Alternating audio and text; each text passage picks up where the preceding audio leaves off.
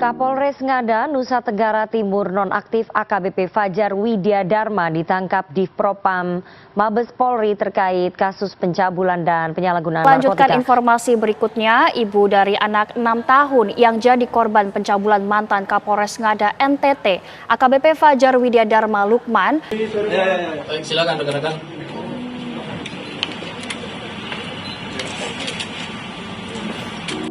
Pada tahun 2022, Indonesia diguncang dengan sebuah kasus yang mengerikan, yaitu dugaan kekerasan seksual terhadap anak-anak yang dilakukan oleh seorang polisi senior, AKBP Fajar Widya Dharma Lukman. Sebagai Kapolres Ngada, Fajar memegang posisi penting dalam menjaga keamanan dan ketertiban. Kasus ini pertama kali terungkap melalui laporan Kepolisian Federal Australia, AFP, yang memantau transaksi ilegal di internet dan menemukan adanya konten eksploitasi seksual anak-anak yang diduga berasal dari Indonesia. Dengan keahlian teknologi forensik mereka, AFP mengidentifikasi bahwa konten tersebut melibatkan seorang aparat penegak hukum Indonesia. Penyelidikan lebih lanjut dilakukan oleh pihak kepolisian Indonesia, yang melibatkan tim cybercrime. Melalui analisis digital dan forensik, mereka melacak jejak digital yang mengarah pada AKBP Fajar Widya Dharma Lukman. Proses investigasi mengungkapkan bahwa Fajar menggunakan perangkat elektronik untuk memproduksi, menyebarluaskan, dan mengakses konten pornografi anak. Pada bulan yang sama, Fajar akhirnya ditangkap oleh Divisi Propam Mabes Polri, setelah bukti-bukti kuat ditemukan. Laporan resmi yang diserahkan kepada Divpropam dan Komnas Perlindungan Anak mengungkapkan bahwa Fajar diduga terlibat dalam serangkaian tindakan kekerasan seksual terhadap beberapa anak. Para korban, yang merupakan anak-anak yang rentan, diperkirakan berusia di bawah 15 tahun. Tidak hanya itu, Fajar diduga juga mengedarkan konten-konten tersebut di jaringan internet.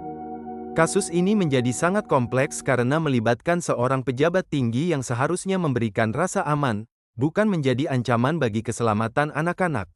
Kasus ini mengguncang seluruh negeri. Reaksi publik yang sangat keras muncul di berbagai media sosial. Masyarakat marah dan kecewa dengan tindakan Fajar yang menyalahgunakan kepercayaannya. Dalam beberapa hari setelah berita ini muncul, tagar-tagar lawan predator dan tagar Justice for Victims menjadi tren di Twitter, menunjukkan solidaritas masyarakat terhadap korban. Masyarakat Indonesia menuntut agar Fajar diberikan hukuman yang setimpal, dan agar kasus ini menjadi contoh bagi penegak hukum lainnya. Dampak terbesar dari kejahatan ini adalah pada korban yang tidak bisa bersuara.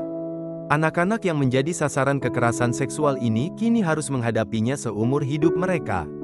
Trauma psikologis yang mereka alami sangat dalam. Banyak dari mereka yang kehilangan rasa aman dan kepercayaan terhadap. Selain proses hukum yang tengah berjalan, korban juga memerlukan dukungan psikologis yang intensif. Kasus ini juga menyentuh isu besar tentang penyalahgunaan kekuasaan. Seorang yang memegang jabatan tinggi di kepolisian seharusnya menjadi pelindung bagi masyarakat. Kasus ini menunjukkan betapa rentannya sebuah sistem yang tidak memiliki mekanisme pengawasan yang ketat. Ini adalah pengingat bagi kita semua bahwa integritas dan tanggung jawab dalam menjalankan tugas sangat penting. Pencegahan adalah kunci. Pendidikan tentang pentingnya perlindungan anak-anak harus dimulai sejak dini. Selain itu, masyarakat harus lebih sadar dan peka terhadap tanda-tanda kekerasan seksual dan memberikan dukungan bagi korban untuk keluar dari situasi berbahaya. Kita harus percaya bahwa perubahan itu mungkin. Anak-anak berhak merasakan masa depan yang cerah tanpa rasa takut. Kita semua memiliki tanggung jawab untuk menciptakan dunia yang lebih aman bagi mereka. Kita harus melawan pelecehan seksual dan memastikan bahwa setiap anak tumbuh dalam lingkungan yang penuh kasih sayang dan perlindungan.